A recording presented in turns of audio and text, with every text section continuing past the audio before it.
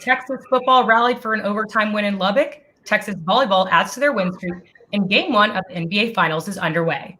All of this and more coming up on College Crossfire. Yeah, let's do this.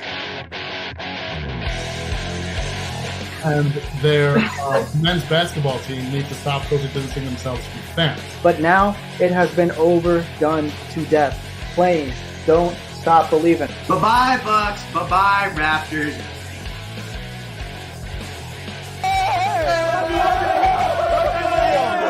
All right, let's get to it. Welcome into College Crossfire. I'm your host, Jaxie Pidgeon, and it looks like tonight's show is going to be a good one. Let's introduce tonight's panel. On first base, we have Amsal Madhani, his first debut on this Crossfire show. How are you? I'm good. Thank you for having me. Happy to have you. On second base, we have Raul Rodriguez. How are you? I'm doing well. I'm excited to try and get this 2-peat victory and defend my title.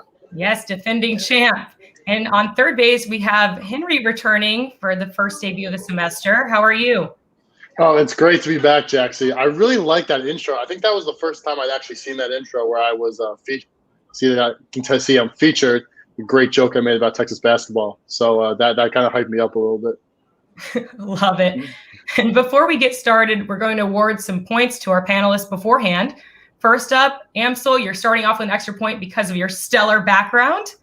And the other points are going to Raul because of his homemade hype video 2 weeks in a row. Honestly, Raul, it looks like Sports Center-esque. All right, let's get to it. This past Saturday, Texas football took off to Lubbock for their opening conference game against Texas Tech. In what was supposed to be an easy win for Texas, Texas Tech brought their A game and proved that they had more to offer than how they played against Houston Baptist in their season opener a few weeks ago. Saturday's game brought a lot of momentum changes. Texas led the first half, and Texas Tech came back in the third quarter. With just over 3 minutes left in the game, Texas was down 15 points. In those last couple minutes, Ellinger threw 2 touchdowns to tie up the game. In overtime, Ellinger sealed the deal with a touchdown pass to Joshua Moore to pull off the 63-56 win. So, how can Texas capitalize off this close win? Amsal? Well, they can capitalize off this win by using the momentum to go beat TCU on Saturday. They have lost the last five of the last 6 matchups against TCU, and with this momentum, I think they should have a lot of firepower going into this game, and they should be able to pull this one off. Use all the momentum they have, use the firepower they have on offense in overtime, and try to pull this next game off. Right. Amsal's got Texas using their momentum to make a comeback, hopefully, against TCU. Raul, what do you think? Yeah, I think he used this as a learning experience. In the first place, I don't think that Texas should have been having to come back late in the game to beat Texas Tech. I thought that Texas should have had the upper hand. I think you go back to the basics during practice this week. You were Tom Herman. I think that they cleaned up the penalties. They had 10 penalties for 100 yards. Unacceptable. Help clean up some tackling issues that they've been having. But aside from that, what Amsal said, use this as momentum. I mean, you just have some positives. You did come back in overtime and get a solid win. And I think you can use that as a good lesson for this team as they go into TCU. Sure. It gave them that chance to finally see, competition that's up to their standards. And so hopefully they can clean stuff up and look better against TCU. Henry, what do you think?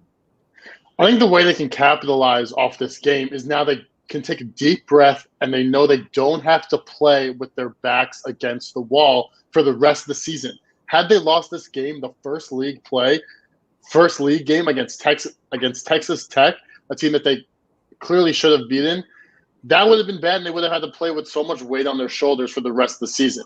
These are the type of games that good teams need to win because you're not going to play your best every Saturday.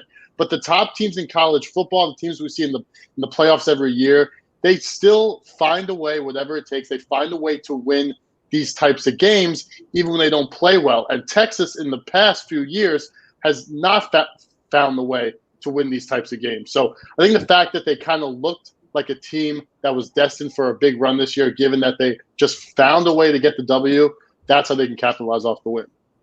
Right. I totally understand that. I agree with that. It's the teams that rise to the occasion when they need to that are going to persevere through the harder times. So, Henry, you're going to get the points on this one. You're going to get 3. Raul and Amsal 1 each. All right, next question. While Texas special teams did make some great plays on Saturday, they did have their fair share of mistakes.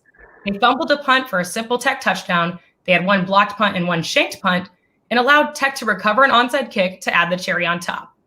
Texas also has a new associate head coach for special teams and tight ends, and that is Jay Boulware, who left Oklahoma to come back home to Texas. Has he made significant changes to this program, or do they just need some more work? Was it just an unlucky game? What adjustments on special teams does Texas need to make? Raul? Yeah, I mean, I think you said it perfectly, Jaxie. There was a lot of negatives and there was a lot of positives from this game. I think special teams, I heard Tom Herman post-game analysis. He didn't think it was anything too severe, and I agree. I think this is more of just practicing special teams, practicing your punts, your onside kick formations, and just really cementing in, the special teams what they have to do in the situations. I'll give Texas Tech credit, though. That onside kick, I think, was perfected, to the best of their ability. I don't think there was much that Texas could have done. As for the muff punt, Deshaun Jameson, he was backing up, caught it off balance. So that's just minor fixes that I think they can work on. But the positives, definitely take the positives into account. You played well. You had your own offensive, your own onside kick go your way. And I think that's something that you could use when you go into the special teams practice. You're trying to motivate these guys to be better on the field. Sure, just some minor fixes, but overall not a terrible showing. Henry, what do you think?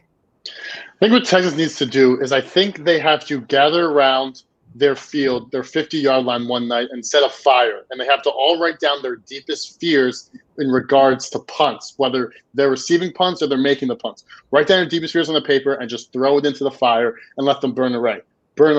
Something about punts this game just did not work out for Texas. In regards to what adjustments they have to make, I mean, it's kind of hard to say with special teams because I think some of these were just unlucky plays. Maybe they got too inside their own head. I think what they need to do is not let this build and just stay out of their own heads when it comes to special teams this next year. They can't be like the 2010 Chargers, who had the #1 ranked offense and defense in the NFL that year and didn't make the playoffs because their special teams was that atrocious. As long as they can avoid that, I think they'll be fine. Yeah, just making sure that they can rise to the occasion. And they did show that in that game against Tech. So that's a fair point. Amsal? I think it's just a matter of their execution, how great they can execute on special teams. Really, if you saw the muffed punt, it was just like the players were not on the same page. And it's just as the season goes on, I expect their special teams to be much better than they did show against Tech. And I think, like it was said previously, it was just a bunch of unlucky plays. I feel like the coaching could have been a little better, but it wasn't, it's not something that Texas should be worried about. I think they'll get better as the season moves on, and execution will get better, and they should just get better, I guess. I mean, there's not really much I don't know about any adjustments, but it's just execution. Sure, just capitalizing on those mistakes because, when you have to play against a team that makes more sense than UTEP, then you actually see what you have to offer. So clearly, I think it's a good opportunity that they had in this game against Tech to see up close and personal, this is what you have coming your way. So Raul, you're getting the points on this one. You're getting 3, Amsal 2, and Henry 1. And into the final A block question. This Saturday, Texas football returns home to host the TCU Horned Frogs. In their last matchup at DKR in 2018, the Longhorns took down the Horned Frogs 31-16. In 2019, quarterback Max Duggan had a career-best game, leading TCU to a 37-27 victory over the Longhorns in Fort Worth. The Texas defense didn't have their best showing against Tech last week, but neither did TCU against Iowa State. Do you think Texas can rally this week to get revenge on the Horned Frogs? What is the biggest defensive adjustment necessary for their matchup against TCU? Henry? I mean, I think the biggest adjustment they need to make, their biggest problem last week against Texas Tech, are the two things that constantly have haunted Texas: their secondary and their ability to come up clutch on third downs and make a stop. That's what's going to take to win this game. For some reason, Texas over the past few years just has not been able to get that done. So it's going to come down to secondary. I don't know if that means they got to go more zone as opposed to man-to-man because they're getting beat up the man-to-mans. That might help. They might have to bring the blitz a little more to put some more pressure on the quarterback. Those are some adjustments that I think they could consider. They just got to sew up that secondary. And like I said, and then come through when it matters most on third down conversions. Sure. Putting pressure could definitely help this team as well. Amsal?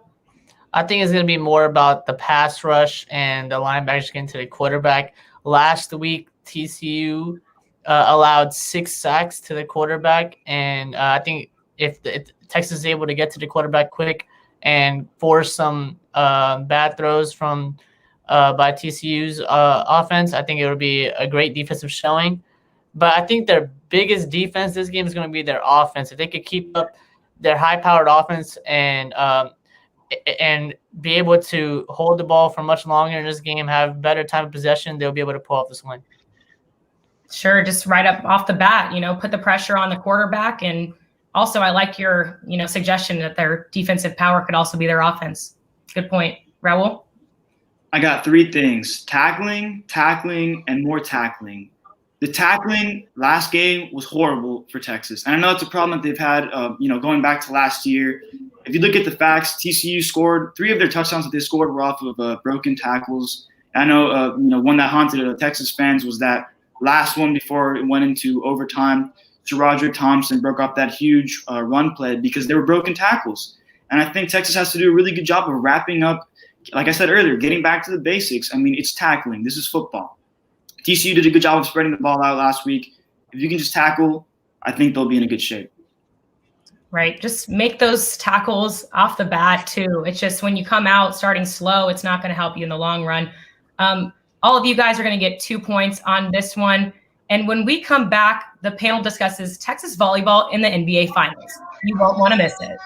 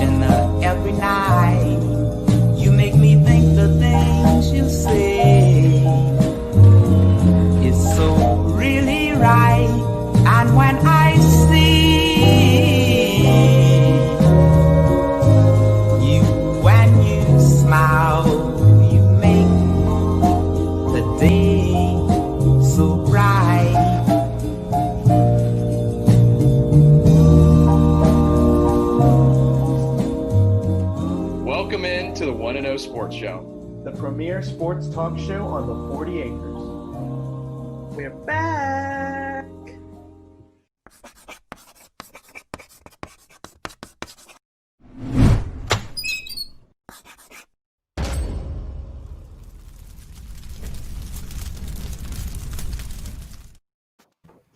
Welcome back to College Crossfire. Let's take a look at the scoreboard. On first base, we have Amsal with 6 points. On second base, we have Raul with 7 points. And on third base, we have Henry with 6 points. Let's jump right back in. Texas volleyball kicked off their season last week against the Oklahoma Sooners in Norman. In Thursday's first match, they swept the Sooners 3-0. Junior Logan Eggleton came ready to play and led the Longhorns with 17 kills, 2 digs, and a block. In Friday's match, the Longhorns took down the Sooners in 4 sets. Texas's 2 wins put them at number 1 in the Big 12 rankings. Coming into the season, Texas was voted the favorite to win the Big 12 title for the 10th consecutive year. Other top-rated teams in the Big 12 are Baylor, Iowa State, Oklahoma, Kansas, and TCU, who are all in the preseason poll. Can anyone compete with this Texas team? What's the game that this team needs to circle in their schedule? Amsal? Like you said, Baylor is one of the top teams, and I think Baylor is a game that they should circle on the schedule because although Baylor did drop the season opener, they lost in a 5-set loss, and really it was just kind of like kind of an opener where Baylor kind of were able to feel themselves in the volleyball game, and they went on after that first loss. They went on to sweep Kansas on the road. So it seems like they're kind of getting back into their mojo, and it looks like they're going to be a good team, and they're going to be hard to stop. So I think it's a good game to circle for Texas. Sure. The Bears are always a force to be reckoned with, especially on the women's side with volleyball and basketball. Raul? Yeah, I'm going to have to agree with Amsal. I think that Baylor is probably the biggest game for this Texas team. Talk about Baylor last year. They were fantastic. Texas was fantastic too. But when they played each other, they split the series. There was a one game Texas won, one game they lost, and lost that second game. So I think if they're going to circle any game specifically during this schedule, it'll be that second game against Baylor, see if they can finish off. First of all, they got to win that first game. But if they do, making sure that they complete the series against Baylor, who's currently ranked 5th. So they're right there. And I think that'd be a great game for Texas to really stand out. Right. And it is still early in the season. Like, you just played a couple matches, but that second game is definitely what's going to seal the deal for them. Henry? As much as I would love to be a contrarian on this debate show, there's really no better answer than that Baylor game. I mean, like Raul said, they played last year. They split the series. So one of Texas's 4 losses last year did come against Baylor. Baylor is ranked number 2 in the country, right behind Texas. That's the game they're going to have to circle. To give myself the leg up on this question, I'm going to give you the date, which is November 5th and 6th. Very clever, Henry. But all of you guys are going to get 1 point for this question, just because that Baylor team will be a force, like I said, a force to be reckoned with this season. They have great players time and time again, so I wouldn't be surprised if they showed up this season. All right, next up, the Pac-12 and Big Ten football are officially back. The Pac-12 will begin in early November with a 7-game schedule. The Big Ten will start their season at the end of October with an 8-game conference-only schedule, plus 1 extra game for all 14 teams on championship weekend. Despite the shortened seasons, both conferences will be eligible for the college football playoff, but are unlikely to be selected if compared to teams from the ACC, SEC, and Big 12 that have gotten to play more games. Despite not having played any games, number 6 Ohio State, number 10 Penn State, and number 14 Oregon all returned to the Associated Press college football poll this past Sunday. Do you think teams who will not play soon should be ranked? Raul? Yeah, I personally, I'm going to keep this short. I do not think that they should be ranked. I don't think it's fair to the teams that are playing. I know it's a different situation, and obviously there are different factors at play that, different conferences can't control. But I mean, at the end of the day, there's a lot of different factors that go into, getting ranked. And I think that if you look at the games that are being played right now, the close games, the fact that you're really seeing teams actually play and seeing where they stand amongst other teams, I think that's what's really important. And if you do end up being able to rank these teams later on, it's going to open the door for a lot of, misconceptions about and just misrankings, in my opinion. And I don't think it would be smart. I think it would just get too confusing. I don't think they should be ranked. All right. Raul says, touchy topic, no rankings. Henry, what do you think? The teams that will not play soon should be ranked, and the reason is just because of what the rankings mean. At the end of the day, it is just who the writers think the best teams are. It's all subjective. It's not like a standings thing where you're not giving these teams like 4 wins to start the season or 3 wins to start the season, where obviously that would never happen. But my point is that the rankings are not based off strictly wins and losses like a standings is. It's kind of just a subjective thing based on what the people up top think are the best teams. So if they think that Ohio State and company are number 6 and whatever, ranked best in the country, then that's their opinion. And so, yeah, they should still get that ranking. All right. Henry says they should be ranked. Amsal? Yeah, I'm going to go with Raul on this one. How can you rank a team that hasn't played, in my opinion? I don't think you can because you have not seen them played. And, obviously the teams that are playing right now, I mean, it's not fair to rank teams that haven't played over them. So I think, if in order to rank a team, you have to see how they play. And I just don't see how you can rank a team without seeing how they played in a game. That's just my answer. Short answer. Sure. That's all I got. Yeah, I understand. I agree with both of y'all, like Raul and Amsal. Like, it's a touchy subject, but I'm going to give Henry the points on this one just because it's not their fault that they weren't allowed to play. And like Henry said, it's not based on really the talent that they have. It's basically an opinion. So, Henry, you're going to get the points on this one. And heading into our last B block question, the NBA Finals is officially underway. For the first time in NBA history, this championship series pits the Los Angeles Lakers and the Miami Heat. Both teams will bring solid competition and experienced players. The Lakers roster has 6 players who have won championships in the past, while the Heat have 2 championship players. The Lakers will look to tie the Celtics for the most championships in NBA history at 17, and the Heat will look to add a 4th championship title to their franchise. Who will take home the Larry O'Brien Trophy? Who wins and in how many games? Henry? There's very little excuse for the Lakers not to win this series. They have the 2 best players on the court by far. And, I mean, that's really all what it comes down to. When you have the 2 best players, basketball is a sport where each individual player has the greatest impact on the outcome of the game. Teams that have the 2 superstars or 3 superstars, even if they have a bench and the rest of starting 5 that's kind of depleted, you can still hold your own. You can't do that in sports like baseball where the best player can only get up once every 9 times. So the Lakers should win this series. I'm going to say they should win this series in 5. But I will say this. I know tonight's game isn't over yet. Miami finds a way to win game 1. The earth will completely move because all the pressure is on the Lakers. Sure. The Lakers are definitely a heavy favorite, but the Heat are coming to play. Amsal, what do you think? Well, I think the Heat are taking this in 6, and here's my thoughts on it. I think the Heat have a really deep team. You talking about Duncan Robinson, who's been a sniper for the Heat at the 3-point line, completely scoring at will. Jimmy Butler has been amazing on both ends of the floor. You add that with Jay Crowder, who's found his touch from the 3-point line, and Goran Dragic, who's been facilitating the offense, and Bam Adebayo, who's in the most improved player of the year award conversation.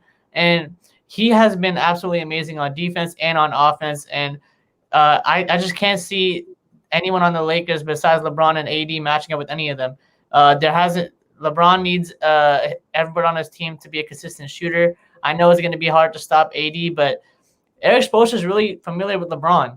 And if he's able to find a way to neutralize LeBron and show him some defensive sets that LeBron can't be aggressive on, it's going to be hard for AD to really carry the load that LeBron has been carrying the entire playoffs. Yeah, it's an interesting point. So he's got Heat in 6. Raul, what do you think, Mr. 305 here? Was it ever a question? I'm obviously going to choose Miami because Miami will win, and I will give it to them in 7 games. I'm not going to be too cocky about it. Miami, and to Henry's point, yes, the Lakers have 2, undisputed all-stars, the best players in the league right now. But Miami has all-stars as well. Don't get me wrong. Jimmy Butler, Bam Adebayo, Duncan Robinson, sharpshooter. If you want to talk about matchups, sure, LeBron James, cool. Put Jimmy Butler on him. Put Iguodala on him. Put Jay Crowder on him. That's 3 people that can work on LeBron. Not get anybody tired. You get Jimmy Butler off the floor, get him rested. Bam Adebayo can be on Anthony Davis. You can put Kelly Olynyk on Anthony Davis. They got numbers. And then I can go for a while talking about the standout players that are on the bench. Kendrick Nunn had a great season. Tyler Hero, we all know what Tyler Hero is capable of. As you can see, he's got the wonderful jersey right there. He's an outstanding rookie. And this Heat team is going to go far. And I think they're going to really prove the Lakers wrong, especially in this first game. I think they're going to bring the pressure. I know Coach Bo, the man is a great mind. He deserves everything that he's gotten. He knows how to take down the Lakers, and I think they're going to do that in this series. Raul, you are getting the points on this one.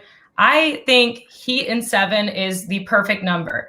Everyone has this heavy favorite on the Lakers, but like you said, just the amount of talent that Heat team has and how much they've surprised people along the way, I would not be surprised. But Heat in 7 would be my answer too. Raul, you're getting the points.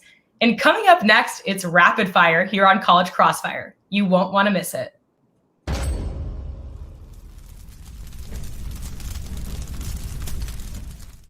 Men's basketball looks for a key win against Iowa State. Women's basketball is tested against the number 2 team in the nation. The Longhorns had a dominant pitching performance in the latter half of the game, led by Pete Hansen. I get to say some of the most exciting words in football. The Cincinnati Bengals are on the clock. And picking for Texas started the third with the lead and continued to gain momentum on defense. Hello and welcome into the first social distancing college press box ever. You're watching a live sports presentation of Texas Student Television. It's a lovely evening in Austin. Texas Longhorns, Texas A&M Aggies. This is a rivalry game, high intensity, high scoring. Puck drop, we're off.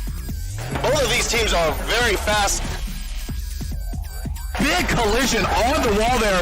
Now a little advantage for Texas. Shot in the middle.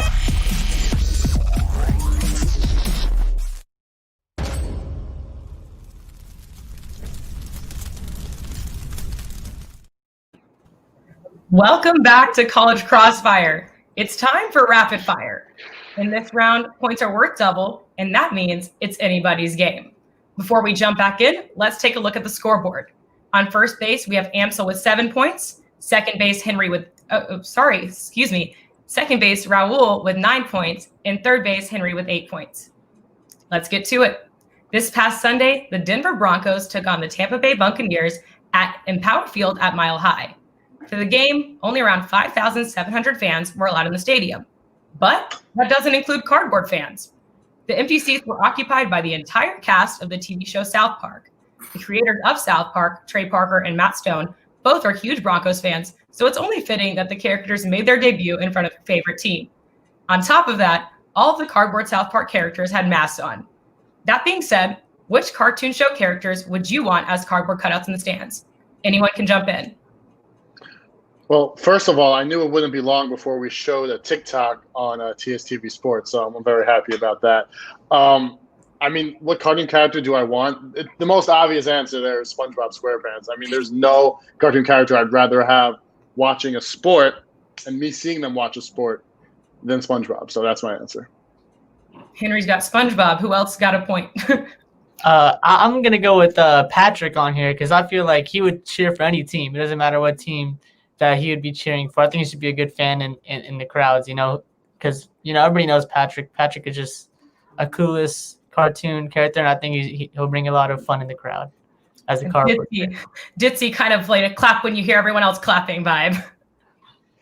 Raul? I mean, SpongeBob was the perfect answer. I'll change it up a little bit. I'll go with a little bit more of an adult option. I'll go with some Rick and Morty characters. I think that'd be a little interesting little change up for some cardboard cutouts. They got a lot of characters in that show. They can make a lot of different appearances there. So that might be an interesting choice to put up in the stands. That is an interesting choice. But Amsal, you're going to get the points on this one. I think it's, also, like I said, one of those vibes where he just kind of goes with the flow, like, oh, someone's clapping. Yeah, let's clap. So you're getting the points on that one. All right, second question. A surveillance video recorded back in June has recently gone viral, showing a 40-year-old Milwaukee man breaking into Miller Park. The door to the stadium was unlocked, so he walked right in. Police say the man made his way to the field and got on a tractor. He drove the tractor across the field and dug holes in the outfield, at the pitcher's mound, and home plate. Turns out he was trying to carve his name in cursive on the field, causing estimated $40,000 in damages. The whole time he was on the field, no one noticed he was there. He ended up completing his experience by running the bases. So, if you had an empty stadium to yourself, what would you do? I would have a sleepover. Are you kidding me? I mean, if I had a baseball stadium diamond to myself in the dugouts and the clubhouse and everything, I would just go sleep under the stars at home plate. I feel like there's nothing better, nothing more of a dream I could have than just having a sleepover at my favorite ballpark. Getting the full nature outdoor experience, looking up at the stars. Love it. I think I'd have a party. Obviously, post-COVID times, but I'd have a party. Use the amazing surround sound that stadiums have. Massive field, massive area to dance, have fun at a party. I think that'd be a very, very elegant place to have a good time. A little bit more high tempo than a sleepover. Very high tempo. And I guess it would depend how many people you had there because it would look a little spaced out. I'm going straight into the stadium. grabbing my PS4, getting a bunch of people to come to the stadium, play some split screen. There's like multiple screens in the stadium, and just playing some 2K, playing some COD, playing something. I'm just playing video games all day, all night. Just broadcast it a little bit bigger than on your home TV. That'll be fun. But Henry, you're going to get the points on this one. I think what more peaceful night of sleep would you get than just yourself looking at the stars? Also a sleepover if you had your friends there too. That could have been fun. Yeah. Henry, you're getting the points. We're heading into the final rapid fire now. Hall of Fame quarterback Joe Montana and his wife had an interesting weekend, to say the least. They had a surprise visit from a home intruder that allegedly attempted to kidnap his 9-month-old granddaughter. Authorities say Joe and his wife tried to confront the intruder to give back the baby.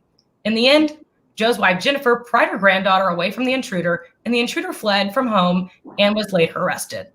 If you had an unexpected visitor from a home intruder, which athlete would you want protecting you? Anyone can jump in. I'm definitely calling Aaron Donald. That man is humongous, and I know if the intruder came in and saw Aaron Donald, he'd be running away ASAP. He'd be gone. Quick one. All right. Go ahead. I'll go. Yeah, okay. I'd probably go with Conor McGregor, the Notorious. He's obviously a proven fighter, and he's also a proven guy who can have a fun time. I'm sure we can kick back afterwards after he saves my life. He'd be some good company to have. I'm going to go with Conor. Conor would be a nice, knockout kind of guy. Oh, yeah. Henry, what do you think? I'm going with a prime Mike Tyson. I mean, is there anyone if you picture yourself as a home intruder for once, is there anyone you would rather, or not rather, the opposite, you know what I mean, in front of you doing something you shouldn't be doing than Mike Tyson? No. Yeah, now you got two guys that are fighting. Mike Tyson could be pretty scary too. Raul, I'm going to give you the points on this one. But Henry, you are getting the win tonight. Congratulations. That being said, it's time for FaceTime. Henry, take it away. Oh, man. I was not prepared for FaceTime today. Well, first of all, I just want to say I'm glad to be back. This is my first, I was on Want to Know, but this is my first time on Crossfire this semester. It's great to be back. I'm going to now go enjoy some dinner and watch the rest of the NBA Finals, which I hopefully will enjoy. Love to hear it. Congrats again, Henry. And thank you for tuning in to tonight's episode of College Crossfire. Before we go, be sure to check your voter registration by visiting vote.org. The last day to register to vote in Texas for this upcoming election is October 5th. And early voting begins in October, again, on the 13th. Don't forget to follow us on social media at TSTV Sports on Twitter and Instagram. Lastly, be sure to wake up with the Want to Know Sports Show Friday mornings at 10 a.m. From all the panelists in our virtual studio, in our virtual master control, I'm Jaxie Pidgeon. Have a wonderful evening.